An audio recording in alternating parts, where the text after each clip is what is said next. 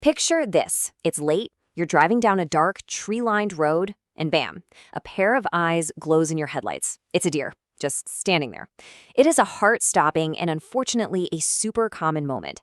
But it's a moment that comes with a massive and often hidden price tag. And when I say massive, you might not believe the number. $10 billion. That's right. Every single year, deer vehicle collisions cost the United States an estimated $10 billion. And that number, it covers everything. We're talking car repairs, insurance hikes, and tragically, the cost of human injuries and even deaths. To really get a handle on a number that big, let's just zoom in on one state, Wisconsin. Annually, Wisconsin deals with almost 20,000 of these crashes. That results in nearly 500 injuries and 8 people losing their lives every single year. So this isn't just some abstract statistic, right? It has a very real and very painful human cost. So what do you do about a problem this big? Well, the answer might just come from a pretty unlikely place. We're talking about an animal that, for a lot of people, is a symbol of danger itself, the gray wolf. So for those of you just listening, what we're looking at are maps of Wisconsin that tell a really incredible comeback story. Back in 1980, you see just a few little dots up in the far north. Those are the only wolf packs. But then you fast forward 30 years to 2010, and you can see those packs have spread all across dozens of counties. And what's amazing is this wasn't some government reintroduction plan. This was a natural recovery. This all leads to a really fascinating question, doesn't it? How in the world does a wolf hunting in the forest stop a deer from running out in front of your car? Well, the answer is a lot more complex and, frankly, way more interesting than you might think. It's not just about wolves eating deer. The real key to this whole puzzle is this powerful ecological concept, and it's got a great name, the landscape of fear. And what's so wild about this is that the wolf's most effective weapon isn't its bite, it's the fear that its very presence creates. So what is this landscape of fear? Well, it's the idea that prey animals, like deer, aren't just dumbly wandering around. They actually change their behavior based on the risk of being hunted. They start to figure out that certain places are way more dangerous than others, and they just start avoiding them. It's not just about the fear of being eaten, it's about the fear of where you might get eaten. And this is where it all clicks into place. See, wolves are smart, they're efficient, they love to travel along easy, clear paths. Think pipelines, streams, and yep, you guessed it, roads. And deer are smart enough to pick up on this pattern. They learn that the sides of roads are basically wolf highways. So they start to stay away, not because they're afraid of cars, but because they're afraid of their natural predators. The data here is just incredible. It shows how powerful this fear really is. The impact of wolves breaks down into 2 main parts. First, they reduce the deer population a bit, and that lowers collisions by about 6%.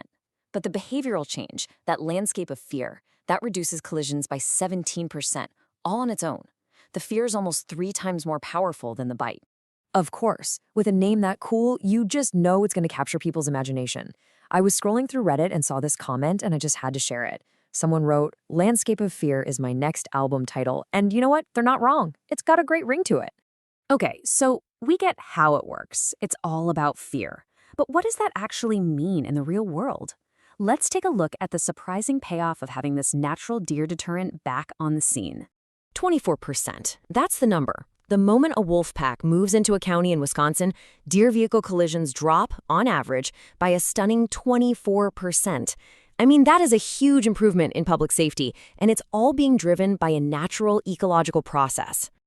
And the economic side of it is just as jaw-dropping. In Wisconsin, when you put the benefits next to the costs, the numbers are just, wow. The total savings every year from fewer car crashes is a massive $10.9 million. Now compare that to the documented costs, like the money paid to farmers for livestock killed by wolves. That comes out to about $174,000. So the financial benefit outweighs the cost by a factor of 63 to 1. But this whole story, it's way bigger than just saving money on car insurance. The landscape of fear is just one piece of a much larger ecological phenomenon called a trophic cascade. It's this idea that when you add or remove a top predator, it sets off a chain reaction that ripples down through the entire food web. And the most famous example of this happened in Yellowstone National Park. So here's how that whole cascade went down in Yellowstone. First, the wolves come back. That immediately makes the elk change their behavior. They stop hanging out and overgrazing in open valleys where they're easy targets. Because of that, the willows and aspen trees along the rivers start to recover and just explode with growth.